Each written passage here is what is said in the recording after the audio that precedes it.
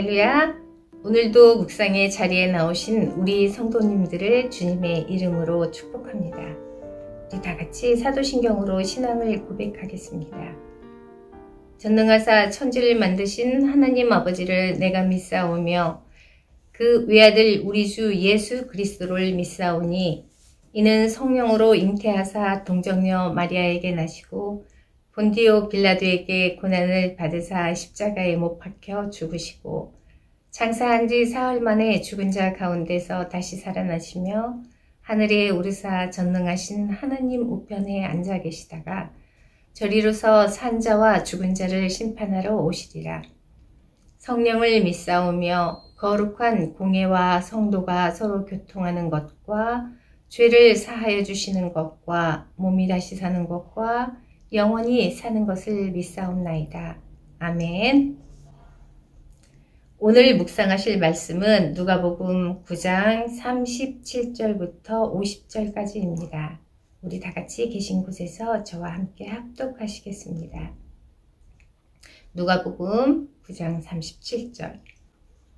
이튿날 산에서 내려오시니 큰 무리가 맞을세 무리 중에 한 사람이 소리질러 이르되 선생님, 청컨대 내 아들을 돌보아 주옵소서. 이는 내 외아들이니이다. 귀신이 그를 잡아 갑자기 부르짖게 하고 경련을 일으켜 거품을 흘리게 하며 몹시 상하게 하고야 겨우 떠나가나이다. 당신의 제자들에게 내쫓아 주기를 구하였으나 그들이 능히 못하더이다. 예수께서 대답하여 이르시되 믿음이 없고 패역한 세대여, 내가 얼마나 너희와 함께 있으며 너희에게 참으리요. 내 아들을 이리로 데리고 오라 하시니 올 때에 귀신이 그를 거꾸러뜨리고 심한 경련을 일으키게 하는지라. 예수께서 더러운 귀신을 꾸짖으시고 그 아이를 낫게 하사 그 아버지에게 도로 주시니 사람들이 다 하나님의 위엄에 놀라니라. 그들이 다 그 행하시는 모든 일을 놀랍게 여길세 예수께서 제자들에게 이르시되 이 말을 너희 귀에 담아두라. 인자가 장차 사람들의 손에 넘겨지리라 하시되 그들이 이 말씀을 알지 못하니 이는 그들로 깨닫지 못하게 숨긴 바 되었음이라. 또 그들은 이 말씀을 묻기도 두려워하더라.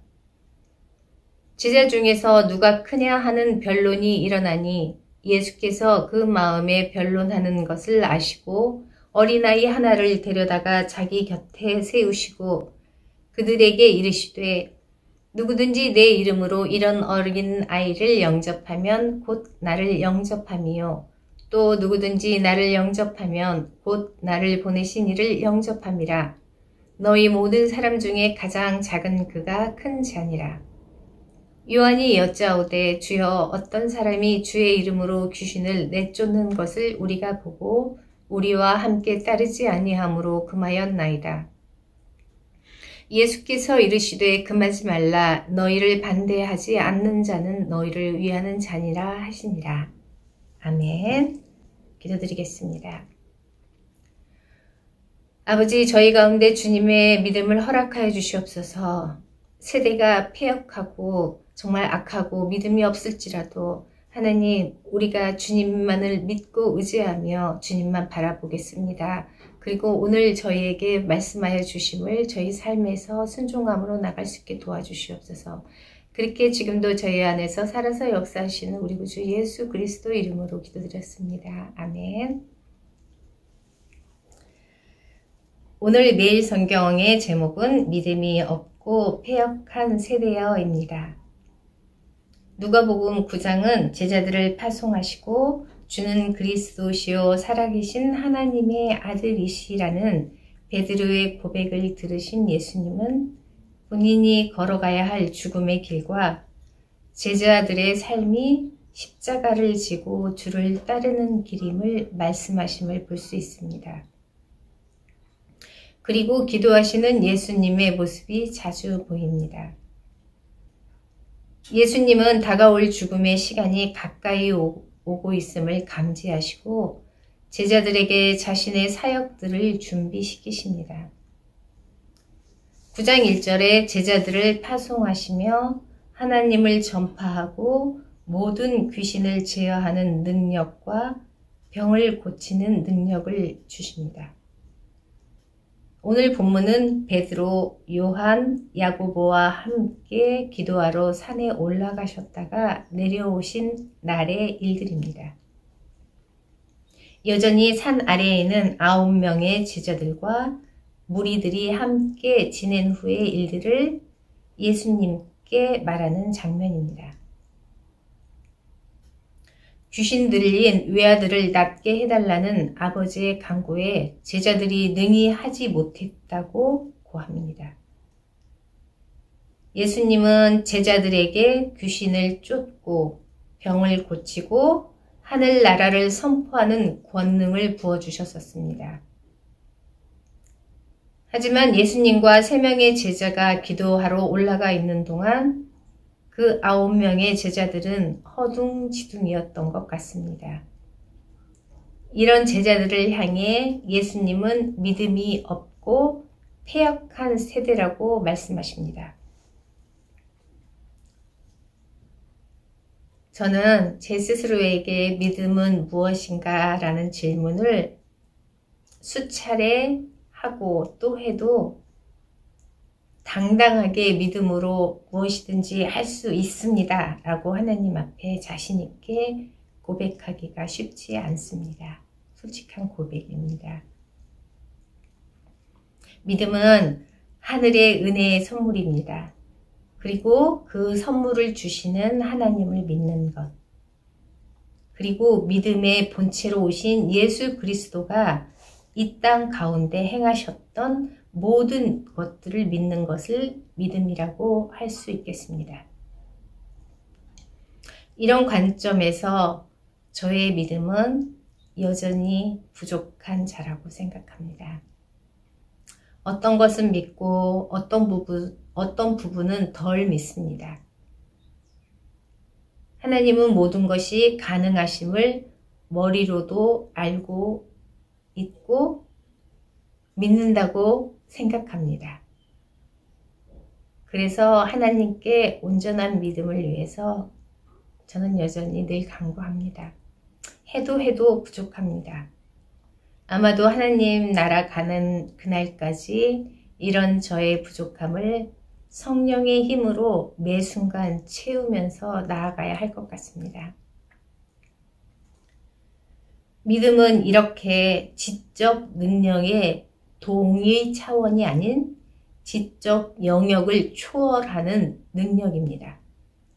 그래서 머리에서 알고 이해했다고 해서 절대 믿어지지 않습니다.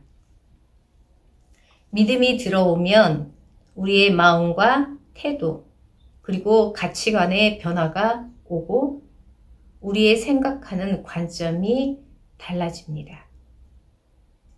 예수님의 관점으로 바뀝니다. 하지만 우리가 간과하지 말아야 하는 것은 밝은 생각, 긍정적 사고방식은 믿음과는 다른 것이라는 것입니다. 그리고 우리가 기도하면서 마치 최면과 같은 믿습니다 이렇게 반복적인 자기 최면의 기도 등을 통한 것을 믿음이라고 말할 수 없습니다. 성경은 믿음을 가지고 살아온 사람들을 보여줍니다. 믿음은 하나님을 경험하는 능력입니다. 저는 투박하고 앞뒤 재지 않는 오래전 할머니들의 믿음이 그리울 때가 있습니다. 하나님이 그렇게 말씀하셨으니까 그냥 기도하십니다. 그리고 그냥 찬송하십니다. 음정, 박자 그런 것은 믿음으로 기도하시는 그분들에게는 큰 의미가 없습니다. 악보 없는 찬송가가 생각이 납니다. 가사만 크게 적힌 찬송가가 있었습니다. 나이 드신 어른들이 읊조림처럼 몸을 이렇게 흔드시면서 읽으시던 모습이 생각납니다. 그리고 계속 기도하십니다. 타령 같은 찬송가 가사와 더 타령 같은 기도를 반복하시던 모습들이 생각납니다. 교회적 용어로 순종이라고 말할 수도 있겠죠. 말씀을 지나치지 않고 그대로 그 말씀을 행하시는 삶이었습니다. 여러 번 생각하지 않는 즉각적인 삶이었습니다. 저는 찬양할 때 가사가 마음에 들어오면 찬양합니다. 거기에 멜로디와 멋진 리듬까지 있다면 금상첨화겠지만 그렇지 않아도 충분히 하나님을 찬양할 수 있습니다. 도리어 복잡한 리듬과 현란한 멜로디들이 찬양하는 마음을 심란하게 만들 때가 있습니다. 요즘 코로나의 기간이 길어지고 그 길어지는 기간을 지날수록 더더욱 믿음의 본이 되셨던 오래전 믿음의 어른들이 생각납니다. 그리고 또 한 가지 예수님은 패역한 세대라고 말씀하십니다. 패역은 왜곡하고 잘못 해석하고 도덕적으로는 부패한 것을 말합니다. 하나님의 진리를 잘못 해석하고 왜곡하는 것입니다. 9명의 제자들은 귀신 들린 아이를 낫게 하지 못했습니다. 예수님은 분명 제자들에게 병을 고치는 능력과 귀신을 쫓는 권능을 주셨습니다. 그래서 그들에게 무리들을 맡기고 산에 기도하러 가셨으리라 생각됩니다. 각 제자들에게 임무가 생긴 것입니다. 지금까지는 예수님께서 행하셨던 하늘나라의 복음 선포와 병고침, 귀신 쫓음 등의 일들을 제자들이 행해야 할 일들이었습니다. 하지만 그들은 능히 하지 못했다고 말하고 있고 이에 대한 답을 46절에서 찾아볼 수 있습니다. 그들은 서로 누가 크냐에 대한 변론과 질투로 마음이 막힌 상태였습니다. 분명히 예수님께서 자신의 죽음에 대한 말씀을 하셨는데도 그들은 하나님 나라의 회복을 예루살렘에 올라가셔서 이 땅의 왕권을 찾는 것으로 왜곡했던 것입니다. 그리고 3명의 제자들과 함께 산에 기도하러 올라가시는 것을 보고 마음이 편치 않았을 수도 있습니다. 자신들의 맡겨진 일에 충성하기보다는 마음에 다른 생각들로 가득하여서 서로 누가 더 크냐고 변론하였던 것 같습니다. 이미 제자들은 자신들이 누구이며 행할 바가 무엇인지도 이미 잊어버렸습니다. 지금 그들의 마음에는 오직 누가 더 큰 자리에 오르느냐의 마음을 빼앗겨 버렸습니다. 50절을 보면 그 마음이 보입니다. 제자들은 어떤 특정 행위에 대한 자신들의 기득권, 특권 같은 마음이 사로잡고 있는 것을 볼 수 있습니다. 이런 모습은 지금 세대의 교회 안에서도 어쩌면 쉽게 볼 수 있는 모습인 것 같습니다. 저를 포함해서 예수의 제자들이라고 생각하며 살아가는 우리 모든 교회에 있는 모든 사람들에게 경각심을 주는 구절과 모습입니다. 이래서 늘 두려움으로 주님 앞에 가장 낮은 자의 모습으로 있어야 함을 깨닫게 됩니다. 요한은 이렇게 말합니다. 12 제자들이 아닌 어떤 사람이 귀신을 내쫓아 자신들을 보고 자신들과 함께 따르지 아니한다고 병든 자를 구원하는 것을 금하였다고 합니다. 이 말씀을 들으신 예수님의 마음은 어떠하셨을까 생각해 봅니다. 예수님은 자신의 죽음을 말씀하셨습니다. 하지만 여전히 제자들의 마음은 이 땅의 영광을 꿈꾸고 있습니다. 3년 내내 먹고 예수님과 함께 먹고 같이 다니고 하늘나라의 복음을 선포하셨고 없는 자들과 병든 자들, 귀신 들린 자들을 향한 치유와 구원을 행하신 예수님을 보았는데도 여전히 제자들의 마음은 예루살렘 왕의 자리에 오르실 예수님을 기대하고 있습니다. 그리고 왕이 되면 그 옆자리에 누가 앉을까? 그리고 그 옆자리에 있을 자가 누구인지 서로 변론하는 것입니다. 하나님의 말씀을 나누는 저와 교회의 직무를 맡은 리더들이시면 더더욱 하나님의 말씀하심을 정확히 들으셔야 할 시간이리라 생각됩니다. 처음부터 우리는 내 것으로 시작된 삶이 아닙니다. 특별히 하나님의 일들은 하나님이 그때에 맞게 부어주시고 채워주시는 은혜의 삶으로 살아왔듯이 앞으로 남은 시간들도 성령으로 채우기를 늘 반복하셔야 합니다. 요즘 세대는 혼돈의 시간들입니다.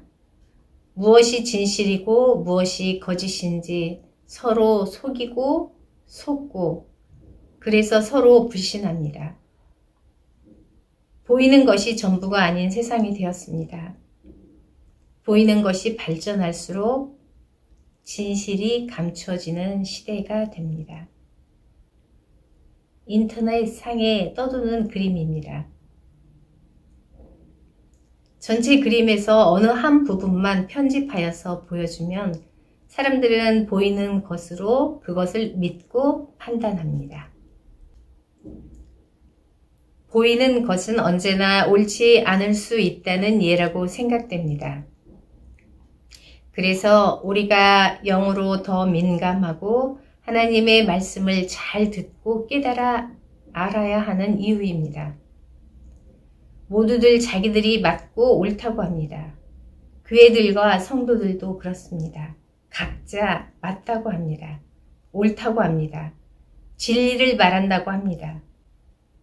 사사시대와 같이 자신들의 소견에 옳은 대로 걸었지만 지금은 어느 리더들이 나타나서 무리를 조성하여서 각자 무리들로 갈라놓습니다. 그래서 더 혼란의 시대인 것입니다. 각자 소견이 있을 때는 한 리더가 나타나서 모으면 되지만 강력한 면 리더가 무리를 조성하면 파벌이 조성되는 것입니다. 믿음이 없는 패역한 세대여, 딱 지금의 시대를 말하고 있습니다.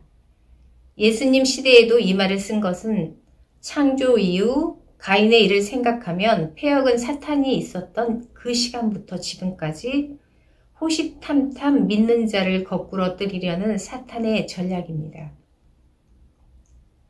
44절에 예수님은 장차 인자가 사람들의 손에 넘겨지리라 말씀하십니다. 그리고 베드로가 예수가 그리스도이시라는 고백을 듣고 난 후 22절에 인자가 많은 고난을 받고 장로들과 대제사장들과 서기관들에게 버림받아 죽임을 당하고 제3일에 살아나야 하리라고 말씀하셨습니다.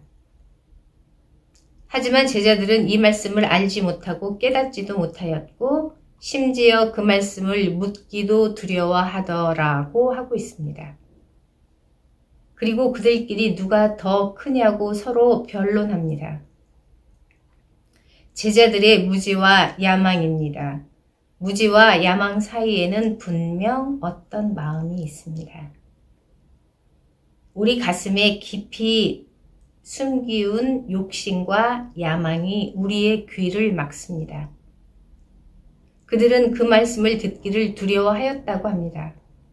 설령 그럴 것이라는 것을 짐작해도 모른 채 하고 싶고 부정하고 싶은 일이 올 것이라는 것을 애써 부정하는 모습입니다.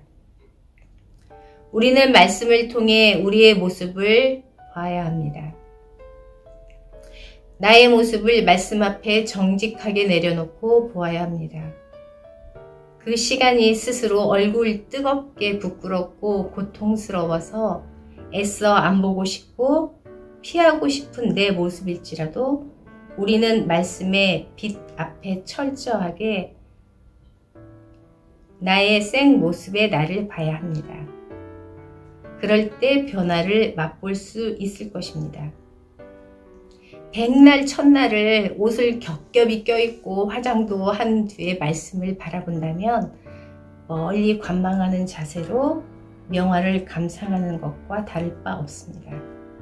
우리 삶에 수긍할 만한 글을 읽고 그럴듯한 나의 모습에 긍정적인 끄덕거림과 머리를 채우는 일 외에는 결코 삶의 변화를 이룰 수 없음을 인정해야 합니다. 9장 22절에 예수님은 이르시되 인자가 많은 고난을 받고 장로들과 대제사장들과 서기관들에게 버림받아 죽임을 당하고 제3일에 살아나야 하리라 하시고 라고 분명히 말씀하셨습니다. 하지만 제자들은 정확히 그 말씀을 들을 수 없었습니다. 예수님은 제자들에게 말씀하십니다. 내 이름으로 이런 어린아이를 영접하면 곧 나를 영접함이요. 또 누구든지 나를 영접하면 곧 나를 보내신 이를 영접함이라. 너희 모든 사람 중에 가장 작은 그가 큰 자니라. 마지막 다시 한번 제가 읽어드리겠습니다. 너희 모든 사람 중에 가장 작은 그가 큰 자니라. 오늘도 이 말씀으로 하루를 믿음으로 승리하시는 날 되시길 바랍니다. 우리 다 같이 기도드리겠습니다. 하나님, 오늘 말씀을 통하여서 주님이 저희에게 무엇을 말씀하시는지 저희가 깨닫고 그 말씀대로 잘 순종하며 살아갈 수 있게 해주시옵소서. 아버지, 저희 모습을 온전히 주님 말씀 앞에 정직하게 내려놓고 볼 수 있게 하여 주시옵소서. 그리하여서 주님이 저희에게 원하심이 무엇인지 정확히 들게 하여 주시옵소서. 오늘도 주님 주시는 말씀으로 순종하며 저희가 가장 작은 자가 되겠습니다. 그렇게 가장 낮은 곳에서 주님만 바라볼 수 있는 저희 심령이 되겠습니다 라고 고백하는 날이 되게 하여 주시옵소서. 그렇게 저희 가운데 함께 하시는 우리 주 예수 그리스도 이름으로 기도드렸습니다. 아멘.